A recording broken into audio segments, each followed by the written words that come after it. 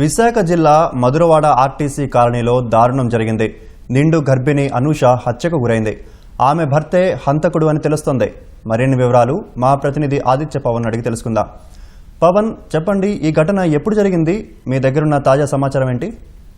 ఈ ఘటన ఈ ఉదయం జరిగింది. చాలా దారుణమైన సంఘటన. ఇందులో మృతురాలు కేదారశెట్టి అనూష.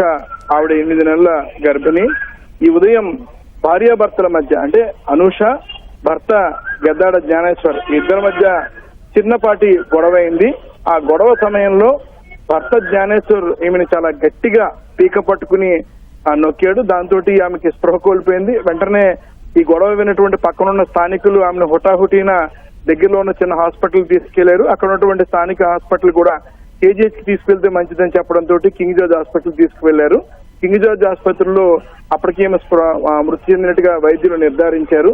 అయితే చాలా దారుణమైన సంఘటన. ఇద్దరి మధ్య కూడా భార్యాభర్తల మధ్య గొడవ రావడం, జ్ఞానేశ్వర్ చాలా గట్టిగా పీక పెంచడంతో ఊపిరాడకి ఈమె మృతి చెందని చెప్పి వైద్యులు కూడా నిర్ధారించారు.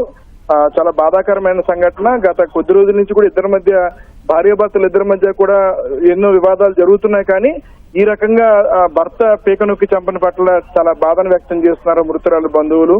అయితే ప్రస్తుతం జ్ఞానేశ్వర్ని, నిందితున్నటువంటి జ్ఞానేశ్వర్ని పిఎంపాలెం పోలీసులు అదుపులో తీసుకున్నారు. కేసు విచారిస్తున్నారు.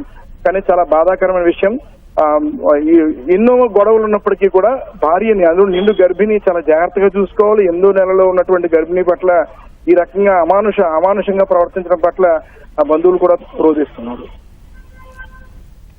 ధన్యవాదాలు ఆదిత్య పవన్.